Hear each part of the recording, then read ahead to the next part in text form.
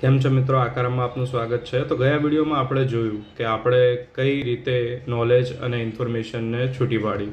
હવે knowledge base education ઉપર આજે હું વાત કરવાનો છું। તો નોલેજ બેઝ એજ્યુકેશન શું છે?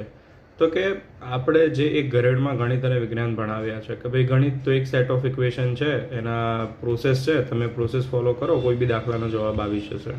એની અંદર આપણે બાળકને એ વિચારવા મજબૂર નથી કરતા કે આ શું કામ કરીએ છીએ, કેમ કરીએ છીએ, આગળ જઈને આ વસ્તુ ક્યાં ઉપયોગમાં આવવાની છે, એ ત્યાંથી આપણે કોઈ બી જાતની નિસ્બત નથી હોતી।